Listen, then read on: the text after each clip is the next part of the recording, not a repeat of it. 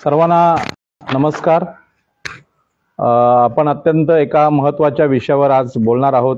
आपल्याला सगळ्यांना कल्पना आहे की 13 जानेवारी 1926 या दिवशी लोकनेते दिबा पाटलांचा जन्म झाला आणि त्यांचा जन्मदिवस आता मोठ्या उत्साहात नवी मुंबईमध्ये साजरा होत आहे। अनेक तरुणांच्या संघटना आणि लोकनेते दिबा पाटील नामकरण समिती यामध्ये लोकनेते दिबा पाटील नवी मुंबई विमानतळ नामकरण समिती यांच्या मार्फत मोठमोठ्या कार्यक्रमांचं आयोजन नवी मुंबईत होत आहे आणि या निमित्ताने लोकांना जिज्ञासा पण जागृत होत आहे की संपूर्ण नवी मुंबई, ठाणे, रायगड, पालघर इथल्या आगरी, कोळी, कराडी, बारा बलुतेदार लोकांना लोकनेते दिबा पाटील यांच्याविषयी जाणून घेण्याची उत्सुकता आहेच, परंतु संपूर्ण महाराष्ट्रात, देशात आता नवी मुंबई आंतरराष्ट्रीय विमानतळाला दिबा पाटलांचं नाव मिळणार म्हणून लोकांना आता अपेक्षा वाटायला लागल्यात की दिबा पाटलांचं जे कार्य काय आहे ते आम्ही समजून घ्यावं आणि याच्यावर जी काही मोजकी पुस्तकं आहेत त्या पुस्तकामध्ये दिबा पाटलांच्या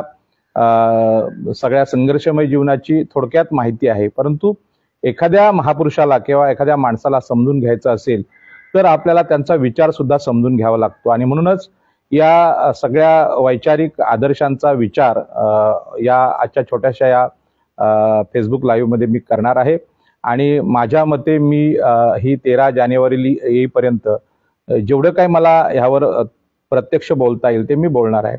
आता लोकनेते दिबा पाटील यांचा विचार जो काय आहे तो त्यांनी त्यांच्या जासई गावामध्ये जे पुतळे बांधलेले आहेत ते पुतळे फुले, शाहू आंबेडकर आणि छत्रपती शिवाजी महाराज या महापुरुषांचे पुतळे बांधून त्यांनी ते जाहीर केले की माझी विचारधारा ही आहे। परंतु याच्या व्यतिरिक्त जे त्यांचं जे अव्यक्त तत्वज्ञान आहे त्याविषयी बोलणं गरजेचं आहे। फुले शाहू आंबेडकरांची विचारधारा आपल्याला सगळ्यांना कल्पना आहे की महात्मा ज्योतिबा फुले यांची विचारधारा काय आहे, सावित्रीमाईंची काय आहे, राजर्षी शाहू महाराजांची काय आहे आणि डॉक्टर बाबासाहेब आंबेडकरांची ही बऱ्यापैकी आपल्याला परिचित आहे। परंतु दिबा पाटील यांच्या तुम्ही जीवनावर पाहिलं तर दिबा पाटलांच्या जीवनावर सखोल अभ्यास कादं पाटील नावाचे एक माजी मुख्याध्यापक होते त्यांनी केला होता आणि ते अखिल आगरी समाज परिषदेच्या कार्यालयात नेहमी लिखाण करायचे आणि त्यांचं लिखाण दिबा पाटलांवर फार मोठं आहे आणि महाराष्ट्रातल्या अनेक विचारवंतांनी याच्यावर लिखाण केलेलं आहे, त्यांच्यावर आर्टिकल लिहिलेले आहेत। परंतु हे सगळं साहित्य अजून प्रकाशात यायचं आहे, प्रकाशित व्हायचं आहे। हे साहित्य प्रकाशित व्हावं म्हणून माझा सुद्धा प्रयत्न मोठा आहे, परंतु याला लागणारा पैसा जमत नाही आणि ही मोठी अडचण आहे। आणि दिबा पाटलांवर आम्ही एक पोवाडा सुद्धा शाहीर संभाजी भगत यांना लिहायला सांगितलं, तो लिहून पूर्ण झालेला आहे, परंतु तो रेकॉर्ड करायला किंवा मुद्रित करायला आपण एक स्टुडिओ शोधलेला, त्यासाठी सुद्धा पैशाची प्रचंड आवश्यकता आहे। ही कामं होत नसल्यामुळे आपल्याला आता जे शक्य आहे, सहज शक्य आहे, त्यामध्ये हे फेसबुक लाईव्ह करणं आणि युट्यूबच्या क्लिप बनवणं हे साधं सोपं काम, मला शक्य असलेलं काम मी करतोय। माझी अशी आपल्याला विनंती आहे की आपल्याकडून अशा प्रकारचं आर्थिक सहाय्य तरुणांकडून मिळालं तर निश्चितपणे दिबा पाटलांचा पोवाडा एक अतिशय महत्त्वाचा पोवाडा, महाराष्ट्राला दिबा पाटील काय समजवणारा पोवाडा आणि तो सुद्धा जे चळवळीतले नेतृत्व आहे म्हणजे लोकशाहीर संभाजी भगत यांच्यासारख्या महान शाहिरांनी गायलेला आहे, त्यांनी लिहिलेला आहे आणि तो पोवाडा नक्कीच ऐतिहासिक असा पोवाडा असेल। तो मला माझी प्रकाशित करण्याची इच्छा आहे, प्रसिद्ध करण्याची इच्छा। आणि दिबा पाटलांवर महाराष्ट्रातल्या अनेक विचारवंतांनी 35 विचारवंतांनी जे लेख लिहिलेले आहेत ते लेख आम्ही जमा केलेले आहेत आणि माझं स्वतःचा एक त्यामध्ये लेख असेल। अशा प्रकारचं एक पुस्तक प्रकाशित करण्याची माझी इच्छा आहे आणि ते पुस्तक आणि हा पोवाडा प्रकाशित झाल्यानंतर दिबा पाटलांचा थोडक्यात जीवन विचार काय हा पहिल्यांदा समोर येईल। पण एवढं साहित्य पुरेसं नाही, त्यामध्ये मोठ्या साहित्याची गरज आहे आणि म्हणून दिबा पाटलांचा जो विचार आहे तो कादं पाटील आणि दिबा पाटील स्वतः असताना मी त्यांना भेटलेलो आहे, अनेक वेळा भेटलेलो आहे आणि कादं पाटील हे त्यांचे सहकारी होते जे अत्यंत विचारवंत आणि तत्वज्ञ होते, आगरी समाजातले फार मोठे विचारवंत होते आणि त्यांनी दिबा पाटलांचं प्रत्यक्ष मुलाखती घेऊन किंवा त्यांचं जे जीवन आहे, त्यांच्या जीवनातल्या महत्त्वाच्या घटना आहेत, या घटनांवर आधारित जी काही माहिती जमा केलेली आहे ती माहिती प्रकाशित झाल्यानंतर ह्या मी सांगतो या गोष्टी समोर येतील। तर त्याच्यामध्ये अत्यंत महत्त्वाची गोष्ट आहे की दिबा पाटील हे चारवाक नावाचे जे विचारवंत आहेत त्यांना खूप मानत होते आणि त्यांच्या जीवनावर चारवाकांचा खूप मोठा प्रभाव होता। आता चारवाक म्हणजे काय याच्यावर युट्यूबवर खूप मोठ्या गोष्टी आहेत किंवा खूप आपल्याला भाषणं ऐकायला मिळतील, त्यातून आपल्याला चारवाक समजून घेता येतील. परंतु लोकनेते दिबा पाटील यांच्या जीवनामध्ये चार्वाक आहेत, बुद्ध आहेत. बुद्धाची प्रतिमा त्यांच्या घरात सुद्धा आज पाहायला मिळते. महावीर आहेत. या सगळ्यांचा एकत्रित परिणाम झालेला आणि त्यातून दिबा पाटील हे व्यक्तिमत्व घडलेलं आहे. आणि ह्या व्यक्तिमत्वाने वर्तमान काळामध्ये आपल्याला माहित आहे की महाराष्ट्रातले महाविकास आघाडीचे एक प्रमुख नेते म्हणजे उद्धवजी ठाकरे जे मुख्यमंत्री होते, त्यांच्या वडिलांचं नाव हिंदू हृदय सम्राट बाळासाहेब ठाकरे यांचं नाव देण्याचा जेव्हा प्रस्ताव समोर आला, त्या प्रस्तावाला विरोध इथल्या लोकांनी केला आणि तो विरोध इतका मोठा होता की दिबा पाटील या बाळासाहेब ठाकरे, हिंदू हृदय सम्राट बाळासाहेब ठाकरे यांच्या नावाचा पराभव करणारे, मरणोत्तर पराभव करणारे ओबीसी नेते ठरले. त्यामुळे त्यांचं जनमानसात जे रुजलेलं काम आहे ते काम अत्यंत महत्वाचं आहे. आणि म्हणून आज मी आपल्या समोर बोलत असताना चार्वाकांचा विचार आणि भगवान बुद्धांचा, महावीरांचा, तिघांचा विचार लोकनेते दिबा पाटील यांच्यावर कसा पडला होता, त्यांचा प्रभाव कसा पडला होता आणि हे सांगत असताना मी केवळ कृत्रिमरित्या हे बोलत नाही की बाबा पुस्तकात लिहिल्याप्रमाणे बोलायला इथे बसलेलो नाही, तर या तीन महान विचारवंतांचा जो प्रभाव माणसाच्या जीवनावर कसा पडतो हे माझ्या प्रत्यक्ष अनुभवावरून मी सांगणार आहे. माझ्या जीवनात सुद्धा मी त्यांचा अभ्यासक असल्यामुळे मी अधिकाराने त्यावर बोलणार आहे. बंधू आणि भगिनींनो, की वर्तमानात आपल्याला कल्पना आहे की आज मोठी चर्चा आपल्याकडे चाललेली आहे की संभाजीराजे हे धर्मवीर आहेत की स्वराज्य रक्षक आहेत, अशा प्रकारची चर्चा चालू आहे. आपल्याला माहित आहे लोकनेते दिबा पाटलांवर छत्रपती शिवाजी महाराजांचा सुद्धा खूप मोठा प्रभाव होता. आपल्या जीपवर छत्रपती शिवाजी महाराजांची प्रतिमा ठेवूनच ते निवडणुकांचा प्रचार असेल किंवा समाजकार्यामध्ये भाग घ्यायचे. त्याच्यामुळे डॉक्टर बाबासाहेब आंबेडकर आणि दिबा पाटील हे जेव्हा छत्रपती शिवाजी महाराजांना मानतात तेव्हा ते धर्मवीर या अर्थाने नक्कीच मानत नाहीत, कारण ही धर्मवीर जी प्रतिमा आज जी हिंदुत्ववाद्यांनी केलेली आहे ती हिंदुत्ववादी प्रतिमा लोकनेते दिबा पाटलांना सुद्धा मान्य नव्हती. आणि रयतेचे राजे छत्रपती शिवाजी महाराज हा विषय आता समजा फडणवीस धर्मवीर म्हणतायत संभाजीराजांना आणि अजित पवार हे स्वराज्य रक्षक म्हणतात, परंतु दोन्ही नेते हे रयतेचे राजे छत्रपती शिवाजी महाराज ही भूमिका घ्यायला तयार नाहीत. आणि इथेच खरं म्हणजे चर्चा अत्यंत महत्वाची ठरते की रयतेचे राजे म्हणून छत्रपती शिवाजी महाराजांना, संभाजीराजांना डॉक्टर बाबासाहेब आंबेडकर किंवा दिबा पाटील मानतात.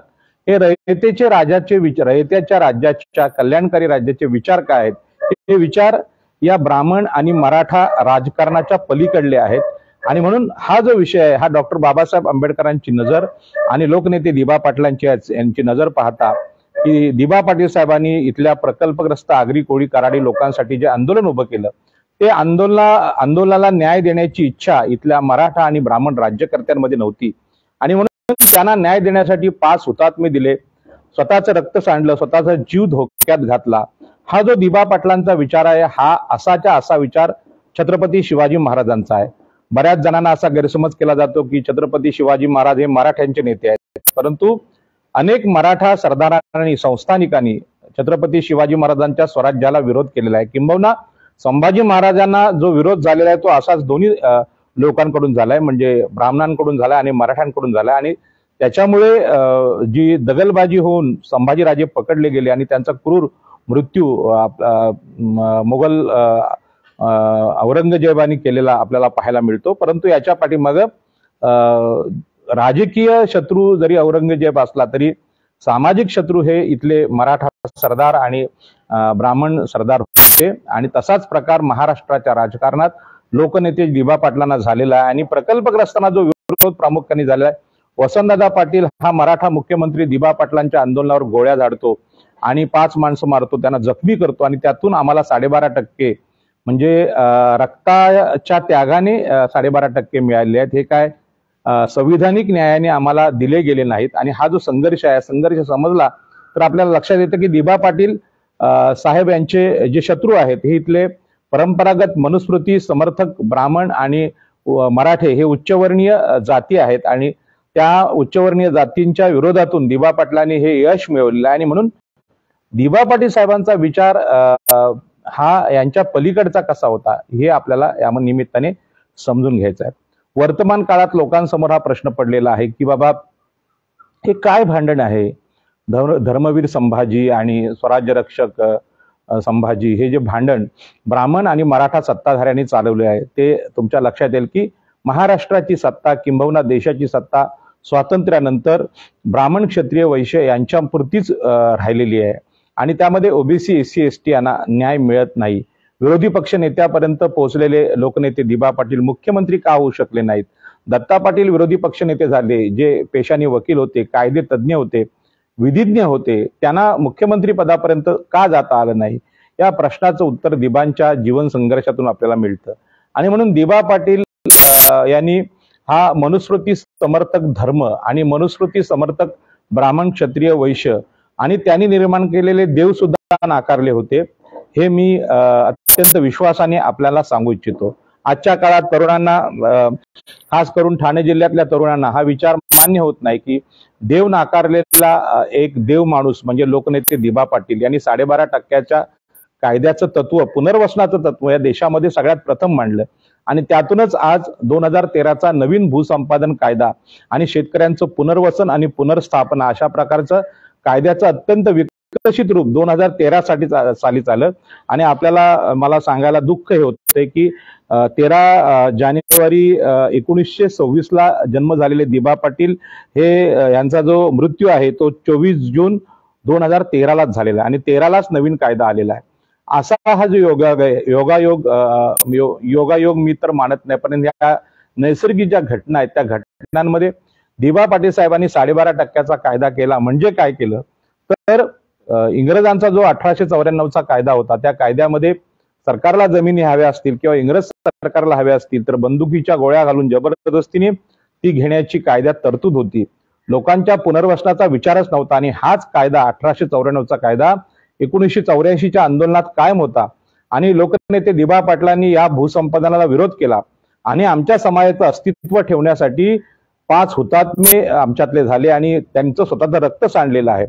हे आपल्या अस्तित्वासाठी प्राणांचं बलिदान देण्याचं आणि ते बलिदान दिलेल्या हुतात्म्यांचं रक्त वाया जात नाही हे जे तत्वज्ञान लोकनेते दिबा पाटलांनी मांडलेलं आहे हे तत्वज्ञान आतापर्यंत परंपरागत जे आगरी कोळी किंवा ओबीसी समाज आहे त्यांना माहीत नव्हतं. त्यांना असं वाटायचं की आकाशातला देव आहे तो हे सगळं अन्याय अत्याचार बघतोय आणि जेव्हा जेव्हा संकट येतील म्हणजे धर्माला जेव्हा ग्लानी येईल तेव्हा ईश्वर अवतार घेईल आणि आम्हाला न्याय देईल अशा प्रकारची अंधश्रद्धा घेऊन बसलेले आमचे आगरी कोळी लोक जे रामायण आणि महाभारताला, भगवद्गीतेला, वेद उपनिषदांना आपले आदर्श मानत होते त्यांच्या पलीकडे जाऊन दिबा पाटलांनी सांगितलं की हे जे सगळे वेद उपनिषद आहेत किंवा रामायण महाभारत आहेत किंवा 18 पुराणं आहेत या पुराणांपैकी कुठलाही ईश्वर आगरी कोळ्यांच्या उपयोगाला येणार नाही. कारण आपल्या मानगुटीवर बसलेले, आपले जीव घ्यायला बसलेले लोक हे मनुस्मृतीचे समर्थक, देवाची निर्मिती करणारेच ब्राह्मण क्षत्रिय वैश्य असतील तर आपल्याला यांच्याकडून न्याय मिळणं अशक्य आहे. आणि म्हणून स्वतःच्या जीवनामध्ये वेगळी विचारधारा या महापुरुषांनी रुजवलेली आहे आणि ही जी विचारधारा आहे ती इतकी मोठी आहे की ती आजच्या तरुणाला जर कळली तर बऱ्याचशा अंधश्रद्धा आपल्या मिटून जातील. आणि म्हणून ही गोष्ट सांगत असताना मी आपल्याला सांगेन की दिबा पाटलांचं जे जीवन आहे त्या जीवनामध्ये आपल्याला एक लक्षात येतं की दिबा पाटलांनी 13 जानेवारी 1926 ला जो शेतकरी कुटुंबात, अत्यंत गरीब कुटुंबात जन्म घेतलेला आहे आणि त्या जन्मानंतर त्यांनी आपलं शिक्षण पुण्यामध्ये पूर्ण केलेलं आहे आणि ते शिक्षण पूर्ण केल्यानंतर म्हणजे आपल्याला माहित आहे की BA LLB Fergusson college Pune इथे त्यांनी पूर्ण केलं आणि 1951 ते 1956 या काळामध्ये वकिली सुद्धा केलेली आहे. आपल्याला माहित आहे की दत्ता पाटलांच्या जीवनामध्ये जेव्हा मी त्यांना प्रश्न विचारला तेव्हा दत्ता पाटलांनी सांगितलं की मी बालपणी डॉक्टर बाबासाहेब आंबेडकरांच्या सहवासात आलो आणि बाबासाहेब आंबेडकर आणि माझे बाबा म्हणजे दत्ता पाटलांचे वडील जेव्हा मित्र होते तेव्हा बाबासाहेब आंबेडकरांनी हा संदेश दिला की आगरी कोळी तरुणांनी वकील झालं पाहिजे आणि आपल्या शेतकऱ्यांचे प्रश्न स्वतः मांडले पाहिजेत. कारण ब्राह्मण मराठा वकील किंवा ब्राह्मण मराठा राज्यकर्ते हे आपल्याला न्याय देऊ शकत नाहीत. त्यांच्या मनात मनुस्मृतीचा संस्कार असल्यामुळे ते आपल्याला ओबीसींना, मागासवर्गीयांना न्याय देण्यास समर्थ नाहीत आणि म्हणून स्वतः डॉक्टर बाबासाहेब आंबेडकर वकील झाले, बॅरिस्टर झाले आणि त्यांनी त्या काळात ज्या ओबीसी समाजाला संदेश दिला वकिलाचे त्यामध्ये ऍडव्होकेट दत्ता पाटील हे महाराष्ट्रामध्ये गाजलेले वकील आणि दिबा पाटील हे फार मोठे वकील आहेत आणि म्हणून त्यांनी वकिली केली आणि आपल्याला माहिती आहे 1952 साली कुलाबा जिल्हा लोकल बोर्ड आणि जिल्हा विकास महामंडळावर त्यांची निवड झाली आणि संयुक्त महाराष्ट्राच्या प्रश्नावर 1956 साली त्यांनी राजीनामा सुद्धा दिलेला आहे. आता सुद्धा संयुक्त महाराष्ट्राचा प्रश्न आपल्याकडे गाजतोय, परंतु त्यामध्ये दिबा पाटलांचं काम मोठं आहे, परंतु दिबा पाटलांचं नाव कोणी आज घेत नाही आणि आगरी कोळी समाजाला सुद्धा त्याची आठवण नाहीये. विधानसभेवर 1957, 1962 आणि 1967, 72, 80 अशी 1, 2, 3, 4, 5 वेळा आमदार म्हणून त्यांची निवड झालेली आहे आणि शेका पक्षाच्या चिटणीस मंडळाचे ते सदस्य होते. त्यांनी सीमा प्रश्नावरून पेटलेल्या आंदोलनामध्ये 1 वर्ष सहभाग घेतला होता आणि 1965 साली महागाई विरुद्ध आंदोलनात ते स्थानबद्ध होते आणि 1962 ते 1972 विधानसभेमध्ये विरोधी पक्षाचे ते पक्षप्रतोद होते आणि 1974 मध्ये थेट निवडणूक पनवेल महापालिकेच्या नगराध्यक्ष पदाची निवडणूक त्यांनी जिंकली होती आणि 1975 मध्ये आणीबाणीमध्ये सर्वप्रथम स्थानबद्ध झाले. 1977, 1984 लोकसभेचे सदस्य होते आणि 1989 मध्ये बोफोर्स प्रकरणी सरकारच्या निषेधार्थ खासदारकीचा त्यांनी राजीनामा सुद्धा दिला होता. 1983 ते 1984 विधानसभेचे नेतेपद भूषविले आणि मंडल आयोग अंमलबजावण्यासाठी राज्यभर दौरे आणि त्यांनी आंदोलने सुद्धा केलेली आहेत. 1983 ते 1992 शेतकरी कामगार पक्षाचे सरचिटणीस आहेत. 1986 महाराष्ट्र राज्य राखीव जागा समर्थन समितीचे अध्यक्ष, महाराष्ट्र राज्य प्रकल्पग्रस्त व धरणग्रस्त समितीचे उपाध्यक्ष होते आणि 1984 ते 1990 महाराष्ट्र राज्य नॅशनल युनियन व बॅकवर्ड क्लास युनियनच्या महाराष्ट्र शाखेचे ते अध्यक्ष आहेत. आता बॅकवर्ड क्लास हा शब्द आपण पुढच्या चर्चेमध्ये लक्षात ठेवावा ही माझी आपल्याला विनंती आहे. 1992 ते 1998 विधान परिषद सदस्य आणि शैक्षणिक कामगिरीमध्ये त्यांचा रयत शिक्षण संस्था पनवेल उरण परिसरात शाळा महाविद्यालय काढण्यात पुढाकार होता. त्यांच्यामुळेच आज पनवेल उरण तालुक्यातील गोरगरीब शिक्षण घेऊ शकलेले आहेत.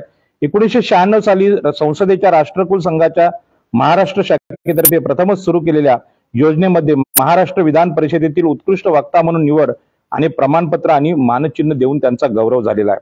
18 ऑगस्ट 1998 प्रकल्पग्रस्तांच्या सर्व समस्यांबाबत विशेषतः 12.5% योजनेखाली भूखंडाच्या ठरलेल्या किमतीपेक्षा कितीतरी अधिक पटीने सिडकोनी किमती भरण्याच्या नोटिसा दिल्याच्या मुद्द्यावर मोर्चा. त्यामुळे सिडकोला नमती भूमिका घेऊन प्रकल्पग्रस्तांच्या बाजूने अनुकूल निर्णय घ्यावा लागला. 1970 ते 2013 प्रकल्पग्रस्त शेतकऱ्यांच्या आंदोलनाचे नेतृत्व. त्यांच्यामुळे देशात सर्वप्रथम संपादित जमिनीपैकी 12.5% विकसित जमीन शेतकऱ्यांना देण्याचे तत्व लागू. त्याचा फायदा नवी मुंबई भूमिपुत्रांना मिळाला आणि तो संपूर्ण देशाला मिळाला. आता याच्यामध्ये स्वातंत्र्यानंतर राष्ट्रीय कायदे निर्माण करण्यामध्ये जे नेते आहेत ते त्यामध्ये दिबा पाटील हे प्रथम आहेत आणि त्यांनीच 2013च्या नवीन भूसंपादन कायद्याचा पाया घातलेला आहे. यामध्ये मला हे सांगायचं आहे की संविधान निर्मिती करण्याचं काम ज्यामध्ये सिंहाचा वाटा डॉक्टर बाबासाहेब आंबेडकरांचा आहे. त्यानंतरच्या काळात राहिलेल्या प्रश्नांवर, पुनर्वसनाच्या प्रश्नावर, ज्या आपल्या ह्या संविधानाच्या काळात जो प्रश्न लक्षात आला नव्हता त्या प्रश्नाचा अभ्यास करून नवीन कायदा करण्याचा सन्मान दिबा पाटील साहेब यांच्या नावावर जातो आणि म्हणून दिबा पाटलांचं नाव नवी मुंबई आंतरराष्ट्रीय विमानतळाला मिळावं अशा प्रकारचा ठराव आम्ही सगळ्यांनी मांडला आणि तो ठराव एक आंदोलनात रूपांतर झाला आणि आज देशामध्ये आगरी कोळी कराडी समाजाची ओळख एका वर्षाच्या आंदोलनाने नामांतर म्हणजे बाळासाहेब ठाकरे यांचं नाव बदलून दिबा पाटलांचं नाव मिळावं अशा प्रकारच्या यशस्वी आंदोलनात झालेली आहे. आणि म्हणून दिबा पाटलांचं चरित्र आज या छोटेखानी भाषणामध्ये मी आपल्याला सांगणार आहे की दिबा पाटील हे देव न मानणारे देव माणूस होते असे त्यांच्या मृत्यूनंतर लोकमतची बातमी होती आणि ती नेहमी मी सांगत असतो. त्याचं कारण असं आहे की आज समस्त आगरी कोळी कराडी समाजामध्ये दिबा पाटील हे देव न मानणारे देव माणूस होते ही संकल्पना समजवण्यामध्ये आम्ही कमी पडलेलो आहोत. तर हे काय प्रकार आहे देव न मानणं म्हणजे?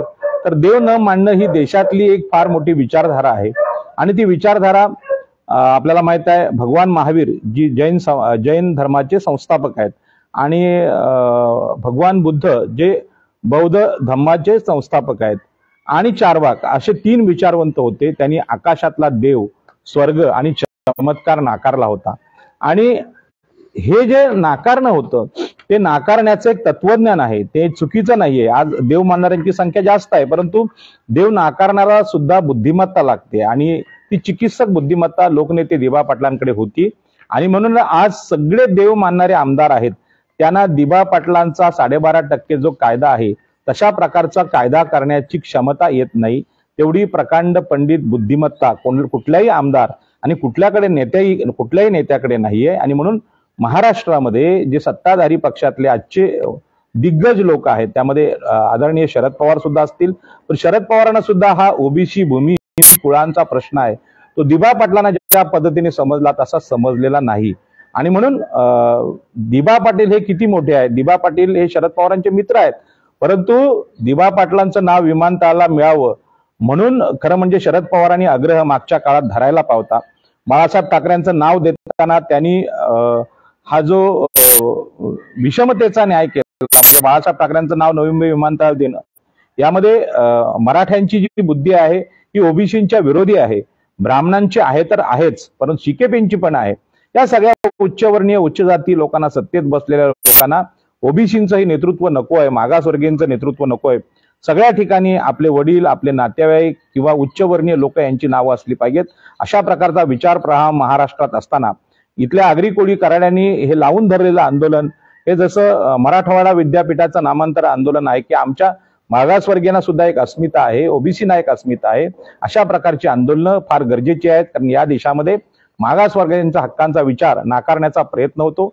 आज सुद्धा भीमा कोरेगावचा स्तंभ पाडून टाकण्याची भावना क्षत्रिय राजपूत आणि ब्राह्मण लोक करतायत। त्याचं कारण आहे त्यांना सुद्धा मागासवर्गीयांचं अस्तित्व किंवा पराक्रम हा मान्य नाही।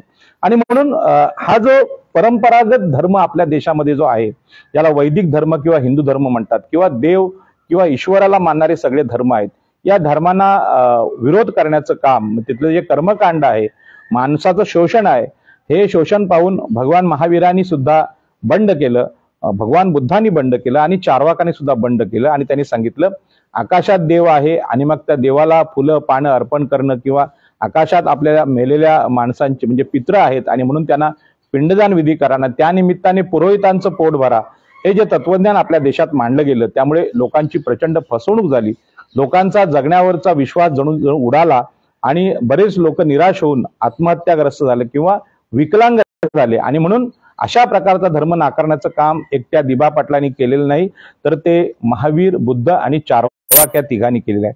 याच्यामधला महावीर आणि महावीरांचा जैन विचार आणि बुद्धांचा बौद्ध धम्म विचार सगळ्यांना माहित आहे, परंतु चार्वाकांचा विचार चार्वाकाला संपवण्यात आलं। चार्वाकांच्या विचाराला दिबा पाटलांनी व्यक्तिगतरित्या खूप प्रचंड महत्व दिलेलं आहे। आणि म्हणून त्यांचा जो विचार आहे चार्वाकांचा तो विचार काय हे मी आपल्याला सांगू इच्छितो। आपल्याकडे हिंदू धर्मामध्ये किंवा जवळजवळ सगळ्याच धर्मामध्ये असं सांगितलेलं आहे की 4 पुरुषार्थ आहेत, धर्म, अर्थ, काम आणि मोक्ष। तर याच्यामध्ये धर्म आपल्याला माहित आहे जो आज प्रचलित धर्म आहे। आपण हिंदू आणि वैदिक धर्माबद्दल बोलू कारण मी हिंदू धर्मात जन्माला आल्यामुळे हिंदू आणि वैदिक धर्माबद्दल बोलू। हा धर्म आणि मोक्ष म्हणजे मेल्यानंतर आपल्याला काय भेटलं पाहिजे अशा प्रकारचा मुक्तीचा विचार, हे दोन्ही विचार चार्वाकांनी नाकारले।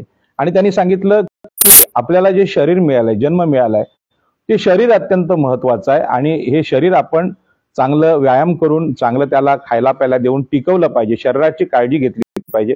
आणि शरीर धर्म हाच मोठा धर्म आहे, म्हणजे शरीराला जे जे आवश्यक आहे, ज्याच्या गरजा आहेत त्या आम्ही चांगल्या पद्धतीने पुरवू शकलो पाहिजे, अशा प्रकारचा चार्वाकांचा विचार आहे। आणि त्यांनी आकाशातला मुक्ती सांगणारा, चमत्कार सांगणारा, मोक्ष मुक्ती सांगणारा, म्हणजे स्वर्ग नरक सांगणारा हा धर्म नाकारला होता आणि देव सुद्धा नाकारला होता। आणि म्हणून शरीर धर्म जो आहे, पृथ्वीवरचा जगणं, आपला जन्म मिळाला, तो अमूल्य असं जीवन आहे, ते जीवनावर प्रेम करा आणि इथला जो पृथ्वीवरचं जगणं आहे आमचं ते सुखी झालं पाहिजे। आणि म्हणूनच दिबा पाटलांनी 12.5% म्हणजे आमच्या जमिनीतला वाटा आम्हाला भेटला पाहिजे, आमचं अस्तित्व राहिलं पाहिजे, यासाठी हुतात्मे झालेल्या लोकांबद्दल सांगितलं की हुतात्म्यांचं रक्त कधी वाया जात नाही, म्हणजे जे लोकांसाठी जगतात ते लोक अमर होतात, त्यांना कुणीही मारू शकत नाही, आकाशातला देव किंवा स्वर्ग नरक त्यांना मारू शकत नाही। लोकांच्या हृदयात लोकांसाठी काम करणारे लोक हे कायम विराजमान असतात। आणि म्हणून दिबा पाटील आज सगळ्या देवदेवतांपेक्षा किंवा आतापर्यंत झालेल्या लोकांपेक्षा आगरी कोळी समाजासाठी महापुरुष झालेले आहेत किंवा त्यांच्या हृदयात अमरत्व पावलेले आहेत। आणि म्हणून शरीर धर्माला दिबा पाटलांनी अत्यंत महत्त्व दिलेले आहे.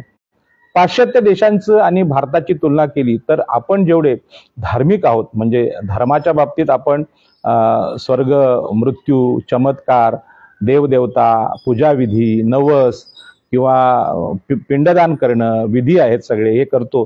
त्यापेक्षा पाश्चात्य देश थोडेसे आपल्याला वेगळे दिसतात. तिथे सुद्धा विचारवंत झाले. आपल्याला माहित आहे अरिस्टॉटल आहे किंवा सुक्रात आहे, सॉक्रेटिस आहे. या विचारवंतांनी तिथे वास्तविक जीवनाचा विचार ग्रीक मध्ये वगैरे मांडला आणि त्यांनी सांगितलं की या पृथ्वीवरील जीवनावर आपण प्रेम केलं पाहिजे. मग पशु असतील, पक्षी असतील, निसर्गाच्या मधली जी रूपं आहेत त्यांच्यावर आपण जीव लावला पाहिजे. निसर्गात आम्ही जगलं पाहिजे अशा प्रकारचा विचार, निसर्गावर प्रेम केलं पाहिजे, मानवी जीवनावर, प्राणी जीवनावर प्रेम केलं पाहिजे असा विचार पाश्चात्य विचारवंतांनी इथे मांडलेला आहे. आणि प्रकृती म्हणजे निसर्गावर आपण प्रेम केलं पाहिजे, प्रेम करायला शिकवलं गेलं पाहिजे. विद्यार्थ्यांना बालपणात आपण आपल्या सगळ्या निसर्गावर प्रेम करायला शिकवलं पाहिजे.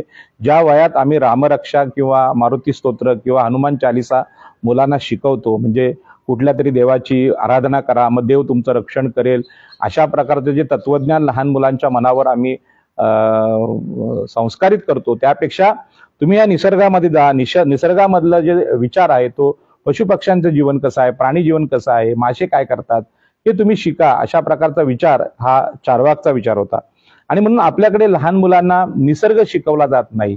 निसर्गामध्ये किती महत्वाच्या गोष्टी आहेत ते शिकवल्या जात नाही. आता नवी मुंबईचं जे निर्माण झालेलं आहे, त्या नवी मुंबईमध्ये ज्यांनी शिडकोनी निर्माण केली त्यामध्ये झाडं आणि निसर्गाला स्थानच नाहीत, पशुपक्षी नाहीत. आणि त्याचे दुष्परिणाम आता आपल्या लोकांना हळूहळू कळायला लागलेत की माणसाचं मनाची निराशा असेल ती घालवायची असेल तर कधीतरी पशुपक्ष्यांची, कोंबड्यांचे, कुत्र्यांचे आवाज कानावर आले पाहिजे, त्यांचं जीवन आम्हाला कळलं पाहिजे.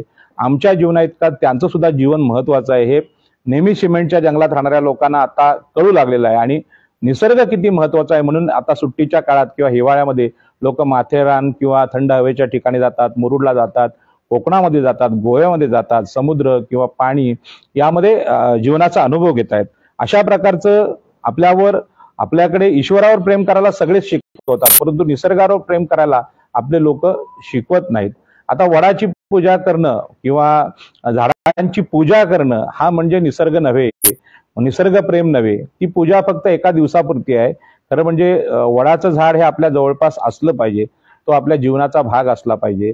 पिंपळाचं झाड असलं पाहिजे, नारळाची झाडं असली पाहिजेत, आपल्याकडे फुलझाडं असली पाहिजेत. म्हणून हा व्हिडिओ करताना तुम्ही पाहत असाल माझ्या घराच्या बाजूला ही हिरवीगार अशी सुंदर झाडं आहेत. आणि आश्चर्य वाटेल तुम्हाला, ही झाडं सुद्धा आपण नीट जर लक्षात घेतलं तर आपल्याशी बोलतात. म्हणजे त्यांचं काहीतरी म्हणणं असतं, ते आपल्यावर जीव लावतात. त्यांना पाणी घातलं किंवा त्यांना चांगलं खत घातलं की ती टवटवीत होतात. आणि हेच तर जीवन आहे. म्हणजे झाडांना सुद्धा योग्य पाणी आणि खत दिलं तर ती टवटवीत होतात. आणि हे निसर्गातलं सध्या माणसाला पण लागू आहे की माणसाला सुद्धा चांगला आहार, पाणी भेटलं, झोप भेटली तर तो टवटवीत होतो. हे तत्वज्ञान चार्वाकांचं तत्वज्ञान आहे. आणि म्हणून शरीर आणि निसर्ग हे मानवी जीवनाच्या सुखासाठी अत्यंत महत्वाचं आहे. आणि माणसाला सुख मिळतं ते आपल्या शरीरापासून मिळतं. म्हणजे देवाने आशीर्वाद दिले किंवा आकाशातल्या देवाला आपण काहीतरी दान दिलं, मग तो काहीतरी कृपा करेल आणि नंतर आम्ही सुखी होऊ असं नाही. आणि म्हणून चार्वाकने सांगितलं आपल्या शरीराला चांगलं अन्न भेटलं पाहिजे, चांगलं अन्न भेटलंय, चांगला व्यायाम भेटला पाहिजे, भरपूर पाणी भेटलं पाहिजे, भरपूर झोप भेटली पाहिजे. आणि असं जर असू तर आपण दिसायला सुंदर दिसतो, आपण टवटवीत असतो, मनाने आपण समृद्ध असतो, समाधानी असतो. हे जे तत्वज्ञान आहे हे साध्या भाषेत चार्वाकने इकडे मांडलं. परंतु देवाला नाकारणारा चार्वाक शरीराचं आणि मानवी देहाचं महत्व जेव्हा सांगतो तेव्हा इथल्या तो पंडितांना, म्हणजे देशातल्या पंडित आणि पुरोहितांना आवडला नाही. कारण का, असं जर लोक वागायला लागले तर निश्चितपणे लोकांचे काही प्रश्नच राहणार नाहीत. आणि मग प्रश्न राहिले नाहीत तर ते मंदिरात येतील कशाला, देवाकडे व्यथा कशाला मांडतील. आणि देवाकडे व्यथा जर मांडली गेली नाही तर पुरोहितांना आणि भटजींना दान कशाला मिळेल. आणि म्हणून यांना कायम परावलंबी ठेवण्यासाठी आकाशातला धर्म आपल्याकडे सांगितला गेला. आणि अशा प्रकारचा चमत्कारिक धर्म लोकनेते दिबा पाटलांनी नाकारला. आपल्याला माहित आहे की म्हातारे झालेले जे बरेचसे लोक असतात किंवा जे वयोवृद्ध लोक असतात ते तरुणांचा तिरस्कार करतात. तरुण खेळताना, हसताना, आनंदी दिसले, बागडताना दिसले की बरेच जण ते त्यांचा तिरस्कार करतात. त्यांना हा तरुणांचा राग येण्याचं कारण काय, असा प्रश्न कधीतरी आपल्या मनाला पडला पाहिजे. तेव्हा बऱ्याच वयोवृद्ध लोकांनी आपलं जीवन हे अशा प्रकारच्या कर्मकांडी धर्मामध्ये घालवलं असतं. कधी फुटबॉल खेळलेले नसतात, कधी कबड्डी खेळलेले नसतात, कधी तलावात पोहलेले नसतात, कधी डोंगरावर धावलेले नसतात किंवा मैदानात धावलेले नसतात. आणि आताचे तरुण जिम मध्ये जातात, की व्यायाम करतात, सुंदर शरीर कमवतात. किंबहुना मुली सुद्धा आता व्यायाम करायला लागलेल्या आहेत, जिम करतायत आणि त्यांचं सुदृढ शरीर आणि आनंदी मन किंवा खेळाडू असलेल्या लोकांना आनंदी झालेलं पाहून बरेचसे जुन्या काळातले लोक, वयोवृद्ध लोक त्यांचा तिरस्कार करतात. त्याचं कारण त्या वयोवृद्ध लोकांनी सतत पैशासाठी धावपळ केलेली असते. ज्या तरुण काळामध्ये मैदानावर खेळलं पाहिजे, क्रिकेट खेळलं पाहिजे, फुटबॉल खेळलं पाहिजे, कबड्डी खेळलं पाहिजे, कुस्ती खेळलं पाहिजे, हे त्यांच्या जीवनात राहून गेलेले असतात. आणि पैशासाठी धावताना आपल्या शरीराकडे दुर्लक्ष झालं आणि ते दुर्लक्ष करण्यामुळेच आपल्या जीवनामध्ये दुःख कधी आलं हे त्यांना कळलं नाही. मग आता तरुण मुलं जेव्हा जिम मध्ये भरपूर वेळ देतात, चांगलं खातात, शरीर कमवतात आणि अतिशय सुंदर प्रसन्न दिसतात. म्हणजे सलमान खानचं सौंदर्य हे कोणाला सांगायला नको. व्यायाम करून ह्या एका हिरोने हिंदी चित्रपटातल्या अतिशय सौंदर्य कमावलेलं आहे. पुरुषी सौंदर्य असतं ते कमावलेलं आहे. मग त्याच्याकडे बघून असे वयोवृद्ध लोक जळफाट होतो त्यांचा. त्याचं कारण की ह्या जीवनामध्ये आपल्या शरीराला व्यायाम करून, चांगलं अन्न देऊन अतिशय सुंदर घडवता येतं. हे जे तत्वज्ञान आहे, हे तत्वज्ञान आपल्या लोकनेते दिबा पाटलांचं आहे, हे तत्वज्ञान चार्वाकांचं आहे, हे भगवान बुद्धांचं पण आहे आणि महावीरांचं पण आहे. म्हणजे शरीराला सतत क्लेश देऊन तुम्हाला कुठलाच देव आणि कुठला धर्म मिळत नाही. तर आपल्या शरीराला सुखी करून, शरीराला योग्य तो आहार, विश्रांती, व्यायाम देऊनच आपण आपलं जीवन सुखी करू शकतो. आणि आपल्या शरीरातच आपलं सुख सामावलेलं आहे, अशा प्रकारचा, निसर्गातच आपल्या सुख सामावलेलं आहे, अशा प्रकारचा चार्वाकांचा विचार होता. आणि म्हणूनच दिबा पाटलांनी शेतकऱ्यांना सुखी करण्यासाठी मैदानावरचा संघर्ष केला. त्याने असं म्हटलं नाही की आमच्या गावाला प्रत्येक एक मंदिर द्या, किंवा एखाद्या मंदिरात जाऊन ते नवस बोलले नाहीत, किंवा आम्हाला मंदिर प्रवेश द्या, अशा प्रकारचा आग्रह सरकारकडे धरला नाही. त्यांनी सांगितलं आमच्या शेतकऱ्याला जे जे आवश्यक आहे, जगण्याला आवश्यक आहे, ते आम्हाला मिळालं पाहिजे. यासाठी शेवटपर्यंत संघर्ष दिबा पाटलांनी केला. आणि या संघर्षाचं सूत्र, आम्हाला सुखी करण्याचं सूत्र, हे दिबा पाटलांनी भगवान बुद्ध, महावीर आणि चार्वाक यांच्या विचारातून घेतलं होतं. ते सांगण्याचा माझा इतका प्रयत्न आहे. मला जितक्या चांगल्या भाषेत समजावता येईल ते मी समजवीन, परंतु सगळंच आपल्याला मी एका भाषणात समजवू शकणार नाही. माझ्यातल्या ज्या त्रुटी आहेत त्या आपण समजून घ्यावा आणि आपण स्वतंत्रपणे दिबा पाटलांच्या विचाराचा विचार करू शकता, शोध घेऊ शकता. आणि म्हणून दिबा पाटील आणि चार्वाक यांचं जे नातं आहे ते वर्तमान काळात अत्यंत महत्वाचं आहे. लोकसभेत एक भाषण म्हणजे लालकृष्ण अडवाणींचं दाखवलं जातं आणि ते आहे अनेक ठिकाणी फेसबुकला.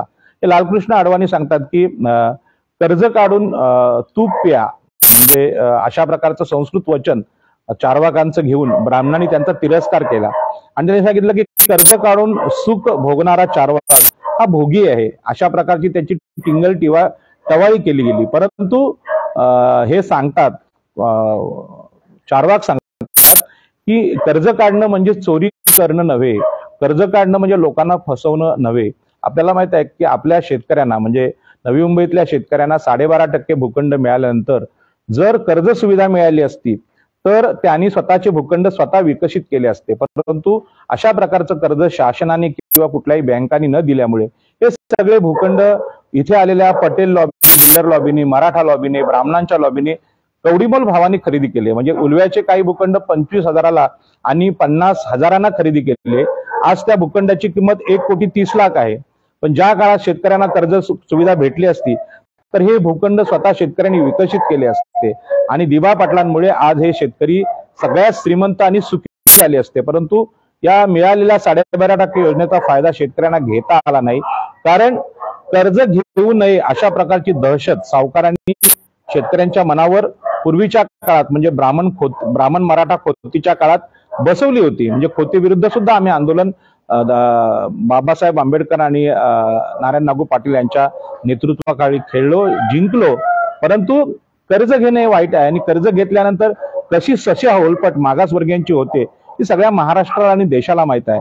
आणि म्हणून कर्ज घेणे हे पाप आहे हा विचार जसा शेतकऱ्यांच्या मनावर सावकारांनी कोरला, तशाच प्रकारचा विचार हा आपल्या धर्माने सुद्धा कोरलेला आहे. आणि म्हणून मनुस्मृती जर तुम्ही नीट वाचलीत तर कर्जदार मागासवर्गीयांशी कसं वागायचं आणि ब्राह्मण आणि क्षत्रियांशी कसं वागायचं ते नियम मनुस्मृती धर्माने केले होते. त्यामुळे आपल्या शेतकऱ्यांच्या मनामध्ये कर्जाविषयी न्यूनगंड होता.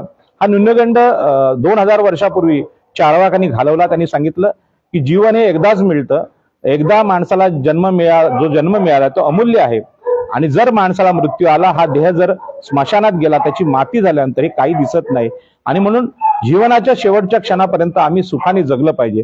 आणि ते जगायचं असेल तर प्रत्येक दिवशी कष्ट करून मेहनत करून सगळ्याच गोष्टी मिळत नसतात आणि म्हणून 4 व्हीलर घ्यायची असेल तर कर्जच घ्यावी लागते. आता मी सुद्धा माझ्या व्यक्तिगत जीवनामध्ये 2-3 गाड्या घेतल्या, त्या कर्जाशिवाय शक्य नव्हतं. म्हणजे 13 लाखाची गाडी तुम्ही डायरेक्ट 13 लाख कॅश घेऊन घेऊच शकत नाही, मग कर्ज काढावं लागतं. 2-2.5 लाख रुपये सुरुवातीला भरून बाकीचे कर्जाच्या हप्त्याने आपण गाडी घेतो. पण कर्ज काढायचंच नाही अशी जी मानसिकतेचे लोक आहेत ते आयुष्य आपलं असं कष्टामध्ये दुःखामध्ये घालवतात. आणि रस्त्यावर चालताना गाडी नसेल तर कधी कधी चालणाऱ्या माणसाचा अपघातात मृत्यू होतो.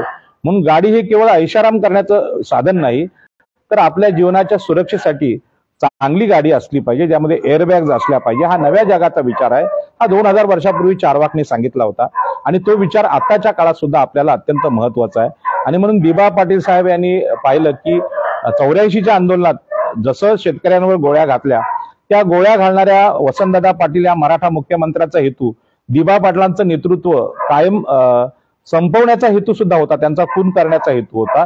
कारण दिबा पाटील हे विरोधी पक्ष नेते असे होते की सगळे आमदार आणि खासदार घाबरायचे. ते बोलायला उभे राहिले की त्यांचा अभ्यास बघून समोरचे लोक चढाचढा कापायचे. एवढं वक्तृत्व दिबांचं होतं. आणि म्हणून त्यांचं नेतृत्व या मुंबई परिसरातून जर संपलं तर आम्हाला या मुंबईतल्या जमिनी सहज घेता येतील, विकता येतील अशी भावना होती. आणि आज मराठा एकनाथ शिंदे हे ठाण्यामध्ये क्लस्टर योजना राबवण्यासाठी तुमची घरं अनधिकृत ठरवतात आणि तुम्ही अनधिकृत घरात राहत असाल तर आजच त्यांनी जाहीर केलं की तुमच्यावर गुन्हे नोंदवले जातील आणि ते गुन्हे नोंदवून तिथे SRA आणि क्लस्टर योजना शासन राबवेल अशा प्रकारची जणू काही धमकी देत आहेत.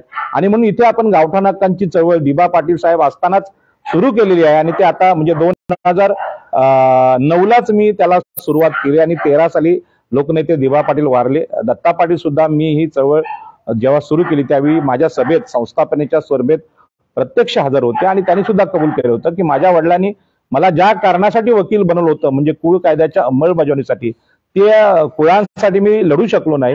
माझ्या सगळ्या लढाया आहेत खुनांच्या लढाया, म्हणजे एका पक्ष विरुद्ध काँग्रेस, एका पक्ष विरुद्ध शिवसेना यांच्या लढ्यात माझी सगळी हयात गेली. पण मला जमीन हक्कांचा लढा म्हणजे कुळ कायद्याचा लढा लढवता आला नाही आणि म्हणून त्यांनी माझ्या या सभेमध्ये फार मोठं कौतुक केलं होतं.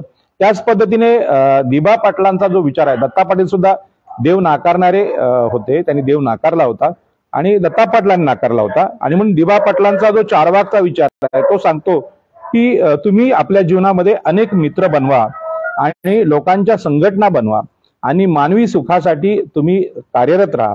अशा प्रकारची दिशा चार्वाकांनी दिली होती आणि चार्वाकांना दिबा पाटलांनी आपला आदर्श मानलं होतं. शरीराची साथ आहे ती कधीही सोडू नका, शरीराकडे दुर्लक्ष करू नका असं चार्वाक सांगायचे.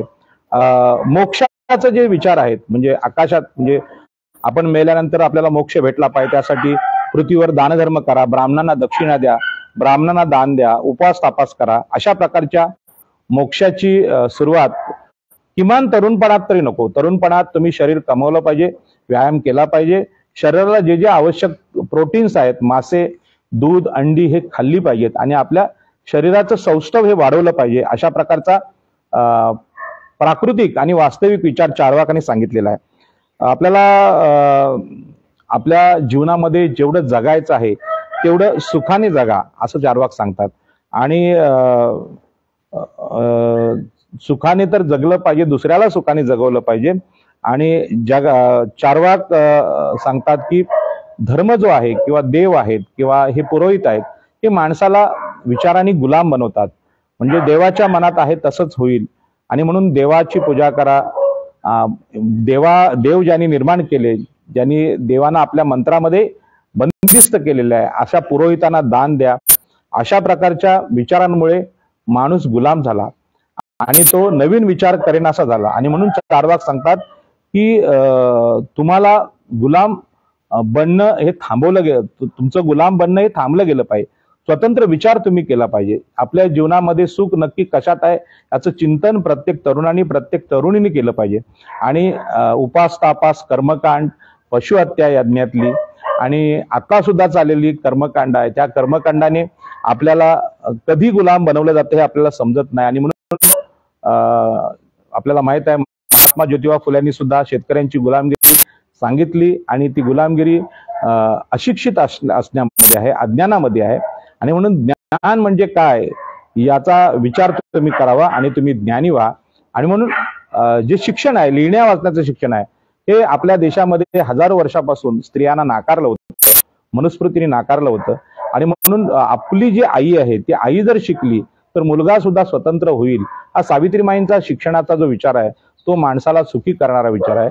ही जी सगळी फुले शाहू आंबेडकरांची विचारधारा आहे, या विचारधाराच्या मुळाशी आपण गेलात तर हा विचार महावीर, बुद्ध आणि चार्वाक यांचा आहे. कारण या सगळ्या विचारवंतांनी देव जवळजवळ नाकारलेला आहे आणि नवीन व्यवस्था या जगामध्ये आणलेली आहे. फक्त या विचाराकडे जाण्याचा प्रयत्न फार कमी होतो. आता आपल्याला माहित आहे डॉक्टर बाबासाहेब आंबेडकरांनी 1956ला धर्मांतर केलं. त्यांनी फार मोठं धाडस या देशामध्ये केलं आणि स्वर्ग, आत्मा, चमत्कार, देव नाकारणारा धर्म आपल्या बौद्ध बांधवांना दिला. आणि त्यांना सांगितलं की जीवनामध्ये सुखी व्हायचं असेल भगवान बुद्धांच्या विचाराने चला. या देशातला धर्म, या देशातले देव आणि या देशातले पुरोहित तुम्हाला कधीच सुखी करणार नाहीत. आणि आज जो संघर्ष चालू आहे तोच संघर्ष चालू आहे की लोकांना कोरोनामध्ये दवाखाने आणि हॉस्पिटल्स पाहिजे होते आणि आपले पंतप्रधान राम मंदिराची स्थापना करत होते. खरं म्हणजे आपल्याला आरोग्य मंदिरांची आवश्यकता प्रत्येक गावात असताना अशा प्रकारचा कर्मकांडी धर्म या देशामध्ये राबवणं किंवा रुजवणं हे आपल्या संविधानिक जे राष्ट्र आहे, भारत राष्ट्र आहे, त्यांच्या पंतप्रधानांना न शोभणारं कृत्य आहे. कारण या देशामध्ये सर्वच धर्म आहेत, ख्रिश्चन आहेत, मुस्लिम आहेत, यहुदी आहेत, बौद्ध आहेत, जैन आहेत आणि चार्वाक सारखा निरीश्वरवादी माणूस सुद्धा आहे. अशा स्थितीमध्ये संविधानाने जे सांगितलेलं आहे त्या संविधानाने सांगितल्यानुसार माणसाला सुखी करण्यासाठी आरोग्य मंदिरांची आवश्यकता आहे, व्यायाम मंदिरांची आवश्यकता आहे, शिक्षणाच्या मंदिरांची म्हणजे महाविद्यालयांची आवश्यकता आहे, उद्योग मंदिरांची आवश्यकता आहे, उद्योगांची आवश्यकता आहे, कला मंदिरांची आवश्यकता आहे. माणसाला सुखी करणाऱ्या कला आणि शिक्षण आणि नवीन संशोधन, विज्ञानाचं नवीन संशोधन प्रयोगशाळा आपल्या देशात जर असत्या तर कोरोनावर अगोदरच आपण 1-2-3 महिन्यामध्ये लस शोधू शकलो असतो. परंतु कोरोनावर लस शोधताना सुद्धा अनेक माणसांचे मृत्यू झालेले आहेत. अनेक असे असाध्य आजार आज देशामध्ये आहेत की त्याच्यावर उपचार आम्ही शोधू शकत नाही, नवी संशोधन करू शकत नाही. आज खेड्यामाळ्या शेतीमध्ये काम करणारे जे लोक आहेत म्हणजे भात लावणी करणारे किंवा ऊस तोड कामगार आहेत, त्यांना हातातले ग्लोव्ज असतात म्हणजे ते सुद्धा आम्ही पुरवू शकत नाही. पायामधले जे बूट आहेत ते सुद्धा आम्ही पुरवू शकत नाही आणि त्यांचे हातपाय सडतात. पूर्वी तर आमच्या आजी आजोबांचे किंवा आई वडिलांचे हातपाय यामध्ये सडलेले आहेत. पण त्यांना काय आम्ही देऊ शकतो अशा प्रकारचं साधं संशोधन आमचे शास्त्रज्ञ करू शकत नाहीत. शेतीची नवी साधनं शोधू शकत नाहीत. स्वस्तातली चांगली घरं आम्ही कशी बनवता येतील हे आम्हाला सांगता येत नाही. मुंबईमध्ये आज घर हा विषय इतका कठीण झाला की 2 ते 3 कोटींना घरांच्या किमती पोहोचल्यात आणि ही घरं इथला 85% ओबीसी SC ST वर्ग खरेदी करू शकत नाही. 33 लाखाची घरं म्हणजे आर्थिकदृष्ट्या दुर्बल लोकांची जी घरं आहेत ते 30 ते 40 लाखाची आहेत आणि 30 ते 40 लाखाची घरं ही गरीब माणूस घेऊ शकत नाही, सगळ्यांना माहित आहे. तरी सुद्धा अशा प्रकारची स्थिती आज सरकार आणि बिल्डर लॉबीने आणलेली आहे.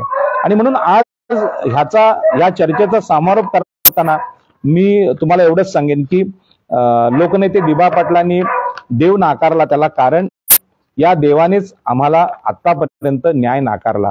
म्हणजे देवाने नाकारला म्हणजे देवाचे जे पुत्र आहेत ब्राह्मण आणि मराठे, या ब्राह्मण आणि क्षत्रियांनी आमच्यावर सावकारी खोती लागली.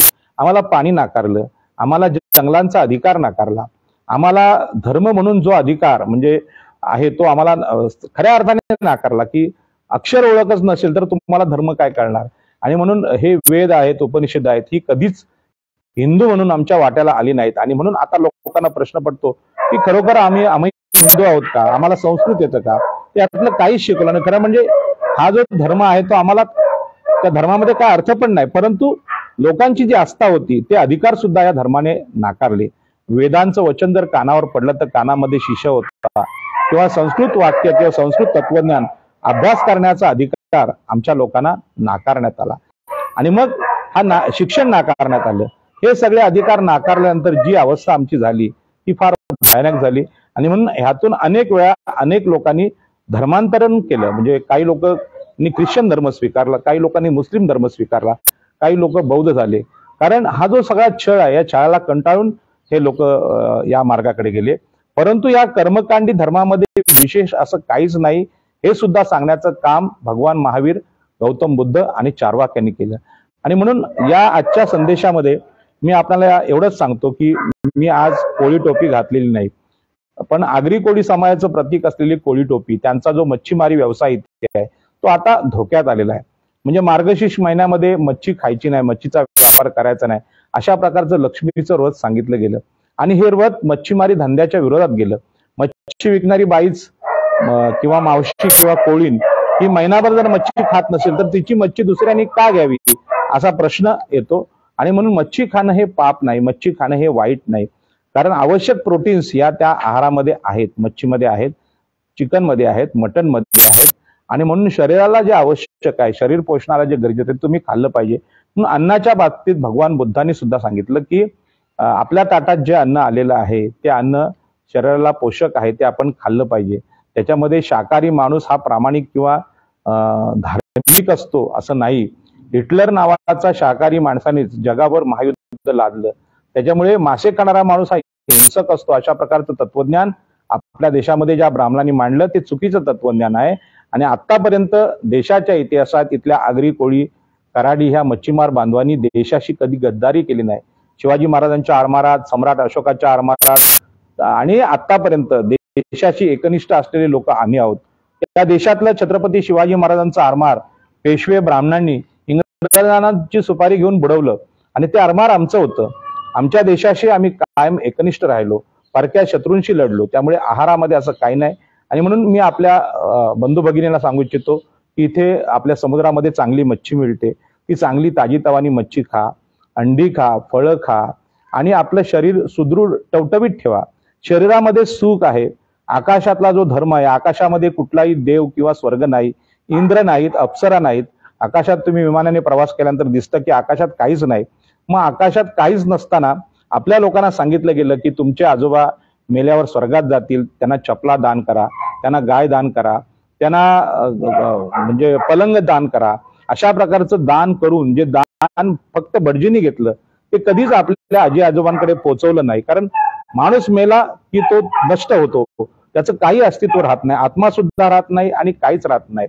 आणि म्हणून जिवंतपणेच हे जीवन आहे। म्हणून जिवंत असलेल्या आईवडिलांची सेवा करा, जिवंत असलेल्या आईवडिलांना चांगलं खायला द्या, मिठाई खायला द्या, जेवण द्या। त्यांच्या मनामध्ये कृतार्थ भाव झाला की बाबा माझ्या मुलांनी, माझ्या मुलींनी माझ्या आईवडिलांना चांगलं खाऊ प्याऊ घातलं आणि त्यांच्या मनात डोळ्यात जर आशीर्वाद आले, त्या आशीर्वादाने तुम्ही सुखी व्हाल। आणि म्हणून सगळ्याच नातेवाईकांच्या बद्दल, मित्रमंडळीच्या बद्दल चार्वाकाने जो विचार सांगितला की जीवन हे जमिनीवरच आहे, स्वर्गात नाही। जमिनीवरच्या जीवनाच्या हक्कांसाठी जरूर संघर्ष केला पाहिजे आणि मग तो संघर्ष डॉक्टर बाबासाहेब आंबेडकरांनी केलेला 14 तळ्याचा संघर्ष असेल, दिबा पाटलांनी केलेला सिडको विरुद्ध आमच्या अस्तित्वाचा 12.5% संघर्ष असेल, त्या संघर्षाने आम्ही सुखी झालेलो आहोत।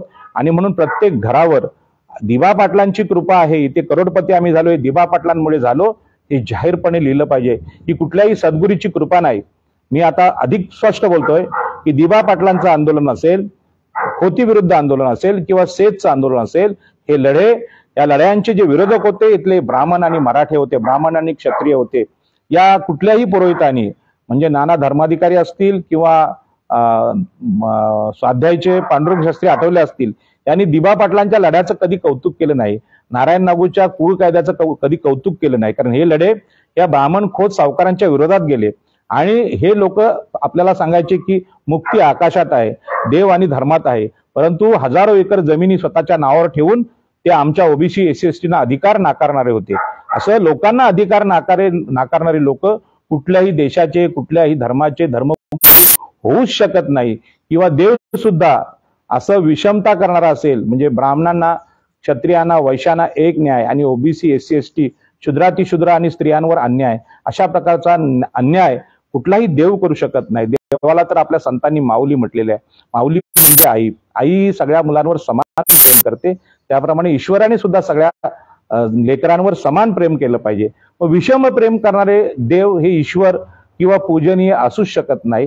या अर्थाने चार्वाकांनी अशा प्रकारच्या देव कल्पनेला नाकारलं आणि म्हणून दिबा पाटलांनी जो देव नाकारलेला आहे तो देव नाकारण्याचं कारण त्यांनी इथल्या प्रत्यक्ष पृथ्वीवरच्या जीवनावर प्रेम केलं, तुमच्या आमच्यावर प्रेम केलं आणि म्हणून 12.5% जमीन हक्कासाठी अख्खं जीवन खर्ची करणारा महापुरुष म्हणजे लोकनेते दिबा पाटील. आपल्याला आश्चर्य वाटेल की देवळात एकदाही न जाता, देवाची एकदाही पूजा न करता एवढी मोठी लोकप्रियता दिबा पाटलांना भेटली, जी लोकप्रियता कुठल्याही धर्मगुरूंना किंवा संत महात्म्यांना भेटत नाही, या कलियुगात भेटत नाही. याचा अर्थ वर्तमान काळ आहे, स्वातंत्र्यानंतरचा काळ आहे. भारतीय संविधानाने या देशातल्या नागरिकांना जीवनावर प्रेम करायला शिकवलेलं आहे आणि म्हणून अनेक कायदे जे आपले आहेत हे आपले वाचले, संविधान वाचलं, आपल्याला तर लक्षात येईल की यामध्ये लोकांना देव न्याय देईल अशा प्रकारचा एकही कायदा नाही किंवा संविधानाने असं कुठलं म्हटलेलं नाही की हिंदू, मुस्लिम, ख्रिश्चन, ईसाई यांच्यातले देव या भारताच्या नागरिकांना न्याय देतील. किंबहुना हे स्पष्टपणे त्यांनी सांगितलं संविधानकारांनी की संविधान कुठल्याही ईश्वराला मानत नाही आणि म्हणून हे संविधान आम्ही कुठल्याही देवाला अर्पण न करता we the people of India या आम्ही भारताला किंवा भारताच्या नागरिकांना समर्पित करतो. म्हणजे देशातल्या नागरिकांना सर्वोच्च स्थान देणारं भारतीय संविधान डॉक्टर बाबासाहेब आंबेडकर, लोकनेते दिबा पाटील, लोकनेते दत्ता पाटील, नारायण नगू पाटील ही जी विचारधारा आहे ही जशी फुले शाहू आंबेडकरांची आहे ती 2000 वर्षापूर्वीच्या काळात गेलात तर चार्वकांची आहे, ती भगवान बुद्धांची आहे, महावीरांची आहे. आणि म्हणून आपण कधीतरी दिबा पाटलांचा जो विचार आहे ते विचारवंत म्हणून जे दिबा पाटील आहेत त्यांच्यापर्यंत तरुणांनी गेलं पाहिजे आणि जे नवीन विज्ञान युग आहे ते विज्ञान युगाचा स्वीकार जसा युरोपीय राष्ट्रांनी केला तसं भारताने केला तर निश्चितपणे इथे मोठमोठी संशोधनाची विद्यापीठं तयार होतील. आज आपल्या देशामध्ये एकही विद्यापीठ जगाच्या तोडीचं नाही. याचं कारण आम्ही अजूनही दैववादी आहेत. आम्ही अजूनही एखाद्या अवकाशयानाचं उद्घाटन करताना नारळ फोडतो, त्याला लिंबू मिरच्या बांधतो म्हणजे त्याला दृष्ट लागू नये किंवा बळी देतो. ते गाडी आपली 4 व्हीलर त्याचं उद्घाटन करायला आपण शिर्डीला जातो किंवा देवस्थानात जातो. परंतु हे लक्षात घ्या, अशा प्रकारचं कुठल्याही देवदेवतांना अशी सुख जी आहेत मानवी प्रयत्नांनी विज्ञानाने दिलेली सुख कधीच लाभली नव्हती. कारण अशा प्रकारचा प्रयत्न तेव्हा नाकारला गेला होता. जर 2000 वर्षापूर्वी तुम्ही गेलात तर भारत हा वैभवात आहे, सुखात आहे. भगवान बुद्ध आणि सम्राट अशोकाच्या काळात जागतिक कीर्तीला गेलेलं साम्राज्य अशोकाने निर्माण केलं. हे साम्राज्य मानवी स्वतंत्रेमुळे, विज्ञानवादी विचारामुळे आणि माणसाच्या जीवनावर प्रेम करणाऱ्या सत्ताधाऱ्यांमुळे ते निर्माण झालं. माणसाचं शोषण करून, लोकांचं शोषण करून आपल्या हाती काही लागत नसतं, हा जो विचार चार्वाक, बुद्ध आणि महावीरांनी मांडला त्या विचारांचा अभ्यास आपण केला पाहिजे. मी अलीकडेच त्याची सुरुवात केलेली आहे. चार्वाकांचा विचार मी दिबा पाटील हयात असताना सुद्धा केला होता आणि त्यांच्याविषयी चर्चा काद पाटील हे दिबा पाटलांच्या सहकार्यांशी केला होता आणि हा विचार खरोखरच समाज स्वीकारेल का असा मला त्यावेळी प्रश्न पडला होता. परंतु माझ्या आता लक्षात आलंय की देव नाकारणारे दिबा पाटील खरं म्हणजे देव मानणाऱ्या समाजाने नाकारायला होते. कारण का आम्ही सगळेजण देव मानतो तर दिबा पाटलांनी पण मानला पाहिजे अशा प्रकारचा आग्रह लोकांचा असू शकतो. परंतु या आगरी कोळी कराडी या ओबीसी समाजाला जे कुठल्याच नेत्याला शक्य झालं नाही ते दिबा पाटलांनी करून दाखवलं. म्हणजे 12.5% कायदा केला. अशा प्रकारचा कायदा विधानसभेत, लोकसभेत मांडण्याची हिंमत एकाही आमदार आणि खासदारांमध्ये आज नाही आणि म्हणून देव नाकारणारे दिबा पाटील हे महान झाले. जसं जसं काळ जाईल तसं तसं तरुण त्यांचा अभ्यास करतील आणि जीवनाचं हे जे चार्वाकांचं त्यांनी विचार स्वीकारलेलं तत्वज्ञान आहे तो अभ्यास केल्यानंतर लक्षात येईल की देव मानणं हे आमच्या फायद्याचं नव्हतं, हे दिबा पाटलांनी सिद्ध केलं. आणि देव नाकारणं हे सुद्धा आमच्या धोक्याचं किंवा दुःखाचं कारण नाही. देव नाकारणारा माणूस इथल्या सगळ्या समाजाला सुखी करू शकतो. अशा प्रकारचं देव नाकारण्याचं धाडस डॉक्टर बाबासाहेब आंबेडकरांनी केलेलं आहे. माझे विचार कदाचित आपल्या तरुणांना पटणार नाहीत, परंतु याचा जरूर आपण अभ्यास केला पाहिजे की ह्या चार्वाकांनी जो माणसाला सुखी करण्याचा विचार केला, कर्ज काढा पण सुखाने जीवन जगा, कर्ज काढणं म्हणजे चोरी नव्हे, कर्ज काढणं म्हणजे लोकांना बुडवणं नव्हे. कर्ज काढलं तर ते परतफेड करण्याचं वचन आम्ही जेव्हा देतो, आणि आज मोठमोठे उद्योगपती आहेत हे कर्ज काढूनच उद्योगपती झाले. अदानी असू दे किंवा अंबानी असू दे, आपल्यासारखा झाडामासांचे लोक होते. एकाच जीवनामध्ये एवढा पैसा बचत करून जमा करणं आणि कंपन्या काढणं हे शक्य नसतं, आणि मग कर्ज काढावं लागतं. परंतु अदानी अंबानी यांची कर्जमाफी ज्या पद्धतीने नरेंद्र मोदी करतायत, ती मोदीशाही म्हणजे मनुस्मृती आहे. आणि मनुस्मृती वैश्य, ब्राह्मण आणि क्षत्रिय यांच्यावर कृपा करते. ओबीसींच्या बाबतीत ती अशी वागत नाही. आणि म्हणून ओबीसींनी दिबा पाटलांप्रमाणे राजकारणात उडी घेणं, सत्तेमध्ये विरोधी पक्षनेत्यापर्यंत जाणं, मुख्यमंत्री होणं, देशाचे पंतप्रधान होणं ही काळाची गरज आहे. कारण देशाला सुखी करण्याचं तत्वज्ञान आज देशामध्ये कुठं मांडलं जात नाही. आज चारवाक कुणाला माहीत नाहीत. आज बुद्ध सुद्धा भारत देशाने परदेशात पाठवले. भारतीय लोकांनी भगवान बुद्धांचा देश असून त्यांना या देशातून जवळजवळ हद्दपार केलेलं, आणि जगामध्ये बुद्धांच्या जीवनावर 150 राष्ट्र जगतात, आणि संपूर्ण जगाचं तत्वज्ञान बुद्धाच्या तत्वज्ञानावर जाते. महावीराच्या तत्वज्ञानी जैन समाज प्रचंड सुखी झालेला आहे. परंतु हे सगळे विचार साहित्यामध्ये किंवा वक्त्यांच्या बोलण्यात दिसत नाही. आणि म्हणून लोकनेते दिबा पाटलांचा अभ्यास करायचा असेल तर त्यांच्या घरामध्ये असलेली बुद्धमूर्ती, त्यांच्या घरामध्ये असलेली चारवाकांची विचारधारा, आणि त्यांच्या घरामध्ये असलेले 5 हुतात्म्यांचे फोटो, जिथे देव असायला पाहिजे तिथे 5 हुतात्मे असतील. तर आमच्यासाठी मेलेले हुतात्मे हे आम्हाला सुखी करणारे होते. आणि म्हणून आमच्या जीवनाचा उपयोग, मी म्हणत नाही प्रत्येक वेळी आपल्याला हुतात्मे व्हावं लागेल, कोणीही हुतात्मा होऊ नये अशा प्रकारची काळजी आम्ही घेतली पाहिजे. दत्तूबिवा ठाकूर यांनी तुमच्या ज्येष्ठ म्हणजे प्रकल्पग्रस्तांचे ते आंदोलक आहेत, यांनी जवळजवळ 80 वर्ष पूर्ण होत आली, निराश खात्याचे प्लॉट मिळाले नाहीत, आणि म्हणून त्यांनी विष घेण्याचा प्रयत्न केला. त्यांचे प्राण आम्ही मागे वाचवले. त्याला सांगितलं, बाबा तुम्ही आता आत्महत्या करायची गरज नाही, आपले तरुण तुमच्यासाठी लढतील, आणि इथल्या प्रत्येक म्हाताऱ्या प्रकल्पग्रस्तांसाठी, स्त्रियांसाठी आम्ही तरुणांनी लढलं पाहिजे. दिबा पाटलांचे 12.5% पूर्ण आम्ही लोकांना मिळवून दिले पाहिजेत. विमानतळामधले 22% बाकी आहेत ते आम्ही मिळवून दिले पाहिजेत. आणि नैनामधला जो प्रश्न असतील तो सुद्धा सोडवला पाहिजे. आणि म्हणून जमिनीच्या प्रश्नावर लढणं म्हणजे चारवाक आणि दिबा पाटील यांचा विचार जगणं. आकाशातल्या मुक्तीसाठी लढणं म्हणजे मनुस्मृतीचा विचार आहे, जो पुरोहितांना फायद्याचा आहे, ब्राह्मणांना फायद्याचा आहे, मराठ्यांना फायद्याचा आहे, क्षत्रियांना फायद्याचा आहे, वैश्याचा फायद्याचा आहे. इथे मनुस्मृतीने अधिकार नाकारलेल्या स्त्रियांसाठी, मनुस्मृतीने अधिकार नाकारलेल्या एससीसाठी, एसटींसाठी आणि ओबीसीसाठी जगण्याचा विचार संविधानिक विचार आहे. आणि म्हणून दिबा पाटलांचा नव्याने अभ्यास आम्ही करावा. आणि दिबा पाटलांचं नाव जोपर्यंत या विमानतळाला भेटत नाही तोपर्यंत रोज आम्ही बोललं पाहिजे, रोज संघर्ष केला पाहिजे. असा हा थोडक्यात आढावा मी घेतो आणि माझं बोलणं संपवतो. माझा विचार आपल्याला पटला नसेल तरी तशा प्रतिक्रिया द्या, पटला असतील तर खोलात जाऊन माझ्यापेक्षा जास्त अभ्यास आपण करावा अशी विनंती मी तरुणांना करतो आणि माझं बोलणं संपवतो. जय हिंद, जय महाराष्ट्र आणि जय दिबा पाटील.